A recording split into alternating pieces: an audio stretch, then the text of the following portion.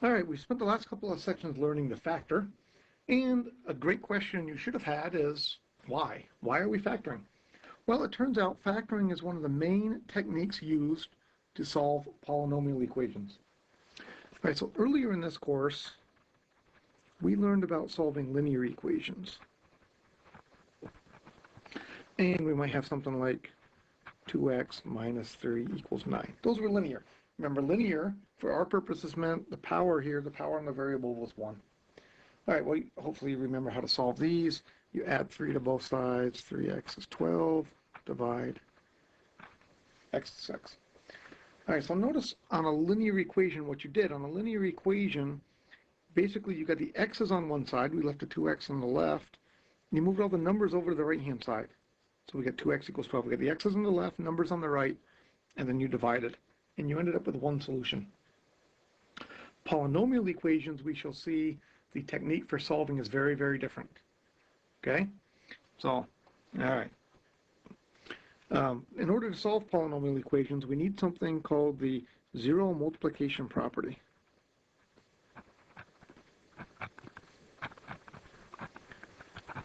And it says this: if a times b equals 0, then a equals 0 or b equals 0.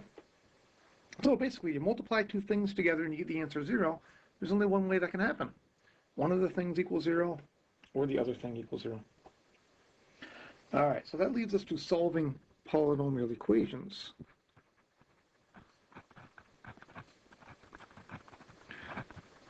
To solve polynomial equations, what you need to do, step one, get everything on one side.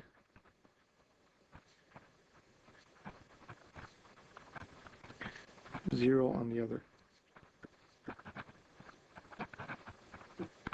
Okay, and that's very, very different from linear. Again, look what happened up above on the linear equation. For the linear equations, the idea was get all the x's on one side, get all the numbers on the other.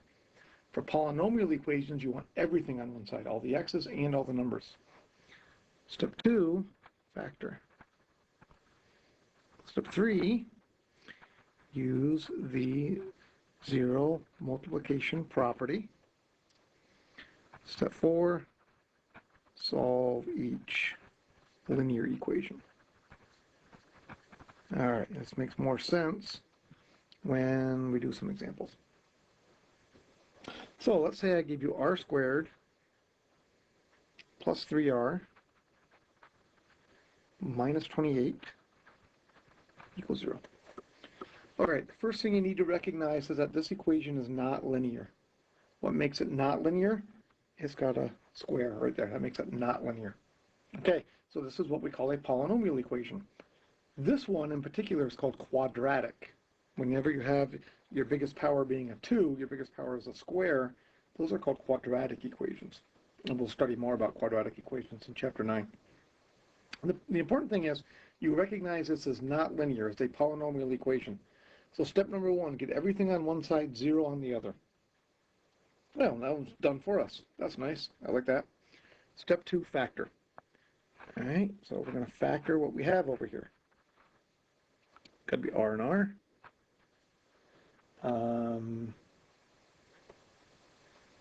How do we get 28? I guess 7 and 4 will give us 28.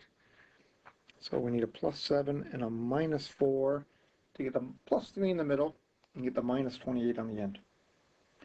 All right, so notice what we have now. We're now ready to use the zero multiplication property.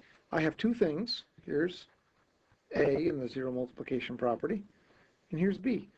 I have two things multiplied together, and they're equaling 0. There's only one way that can happen. We have to have r plus 7 equals 0, or r minus 4 equals 0. One of them or the other one has to be 0. We solve each one. R equals negative 7, or r equals 4. All right, so again, going back up to linear equations, you really need to recognize when an equation is linear, you solve those one way, when it's not. It's pretty easy to tell when it's not, it's going to have a power. Typically in this section, they're going to be x squareds. But we might see one in a minute that has an x cubed here.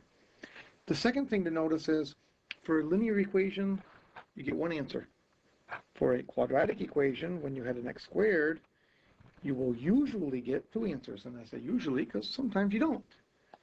Sometimes you'll get one, sometimes you'll get none, and we'll perhaps see some examples of those here in a few minutes. All right, so let's try another one. How about 2x squared plus 6x minus 80 equals 0. Once again, I recognize this is not linear. Not linear because I see an x squared. Next thing I try to do is I try to factor. Remember, when we factor, we start by looking for greatest common term. This one has a 2 in common, so I'm going to factor the 2 out. I have x squared plus 3x minus 40. So I'm going to have my 2, and then I'll factor that if I can. I'm going to have x and x. Let's see, to get 40, I think I'm going to use 5 and 8. And then if I do a minus 5 and a plus 8, I think I'm in good shape, because that gives me a plus 3 in the middle and a minus 40 on the end. Okay, now notice this time I have 3 things. Well, the zero multiplication property doesn't only work for 2 things, it works for 3 things. If 3 things are multiplied to be 0, then one of them has to be 0. So I would have 2 equals 0, or x minus 5 equals 0, or x plus 8 equals 0. Well, the first one doesn't make any sense. 2 doesn't equal 0, so we throw that one out. No big deal. This one, x is 5, or over here, x is negative 8. All right, let's try a few more here. How about, let's do something with an x cubed in it, maybe.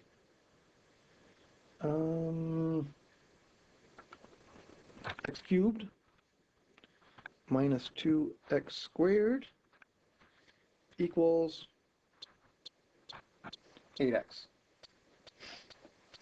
All right, once again, I need to recognize that my equation is not linear. It's not linear for a couple reasons. It's got a square and it's got a cube. Step number 1, get everything on one side, 0 on the other. That's not done for this problem, so I have to do it. X cubed minus 2x squared minus 8x equals 0. Step 2, factor. Once again, whenever I factor, first thing I always look for is a common term. We do have a common term this time. It's an x. So I factor x out. I'm left with x times x squared minus 2x minus 8. Got my x there, and now I try to factor that trinomial. X minus 4 and x plus 2 I think will work. And once again, I have the zero multiplication property. I have 3 terms this time, but that's okay. I set all 3 of them to 0. X equals 0, or x minus 4 is 0, or x plus 2 is 0. X equals 0, that one's already done. This one is x equals 4, and this one is x equals negative 2.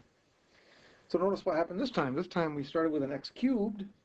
We ended up with 3 answers. Okay, let me give you an example of an x squared one that doesn't have 2 answers. That can happen.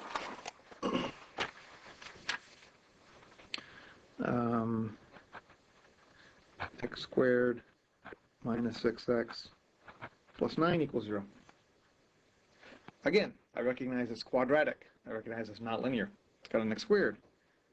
I factor x and x, and this time I think it's minus 3 and minus 3. So notice what happens this time. That thing repeats. So I'm going to get x minus 3 equals 0, or x minus 3 equals 0. I really don't need to write that down again. It's exactly the same thing. So there's an example of a quadratic equation where you only get one answer. Okay, so that's going to happen occasionally. Most of the time, you should think if you see something with an x squared in it, you're going to get 2 answers. If you see something with an x cubed, you're usually going to get 3 answers. All right, last problem for this section. Let's say I had x plus 2 times x plus 5 equals 40. Well, what I see on this equation is I should do some simplifying on the left-hand side first. At left-hand side, I can go ahead and FOIL it out. So I'll do that. I'll get x squared plus 2x plus 5x plus 10 equals 40. And that's x squared plus 7x plus 10 equals 40. All right, so what I recognize now is, now that I've done that FOIL, I have a quadratic equation. I see I have an x squared. To solve a quadratic equation, I have to have 0 on one side, so I subtract the 40. When I subtract 40, I get x squared plus 7x minus 30 equals 0. Got a factor. X and x. To get 30, I think I'll use a plus 10 and a minus 3. That'll give me a minus 30, and it does give me a plus 10 in the middle. So I'm going to have x plus 10 is 0, or x minus 3 is 0. Once again, I get two answers. X is negative 10, or x is 3.